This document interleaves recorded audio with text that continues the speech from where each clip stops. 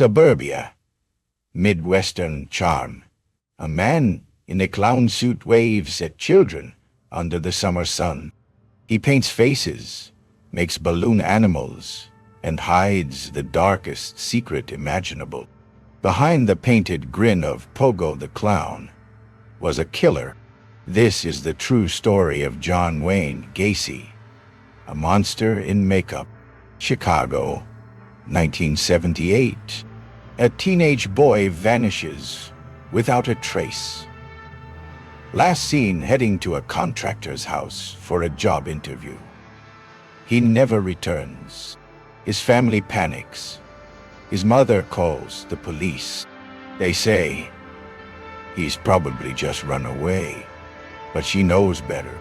That boy's name, Robert Paist, and his vanishing would unlock a nightmare buried beneath a quiet house. John Wayne Gacy wasn't a stranger.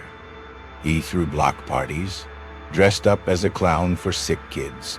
He was the guy next door who lent you a ladder.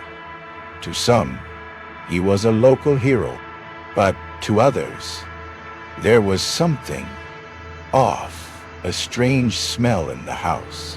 Something they couldn't quite name. Something rotting under the charm. Robert Paist wasn't the first. Police started digging, asking questions, unearthing rumors. Then came the revelations. Other boys had vanished in the same area. All were young. All were last seen with Gacy. The puzzle pieces were aligning. And what they revealed was horrifying. The neighbors had complained for years. The smell under the house is unbearable, they said. Gacy blamed it on moisture, rats, drainage. But when investigators entered his home, they didn't find plumbing issues. They found the truth, buried just beneath their feet. Gacy sat in the interrogation room, cool and collected. He joked, smiled, ate a sandwich like nothing was wrong. But detectives weren't laughing. They had a search warrant. In the crawl space, it was whispering the truth. One shovel, one dig, and then the unmistakable stench of death. Human remains, bones tangled like roots, body after body after body. Not one, not two, but dozens. They pulled the floorboards apart. They brought in cadaver dogs. They kept digging. Gacy had turned his suburban home into a graveyard. The final body count, 29, beneath the house. 4 more discarded in a nearby river. 33 young lives gone. When Gacy finally spoke, it was cold, calculated. They were all male prostitutes. He said, no big loss, no remorse, no humanity. Just chilling details. How he tricked them, handcuffed them, strangled them with rope. He even called it his own version of the handcuff trick. Pogo the Clown wasn't just a costume. It was a mask. A persona that made people let their guard down. Gacy used it to charm, to distract. But in truth, behind that white paint and fake laughter was the soul of a predator, a man who killed for control, for power, for pleasure. January 1980, the courtroom was packed. Families of victims sat silently. Journalists filled every seat. Gacy walked in, smiling. He claimed insanity.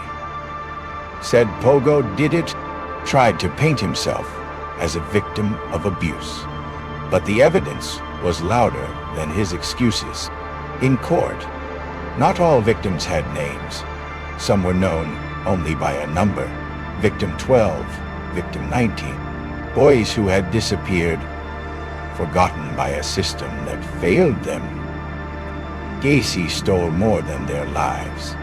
He stole their identity, their memory, until now. 14 hours of deliberation, 33 counts of murder guilty on every one. The judge looked Gacy in the eye.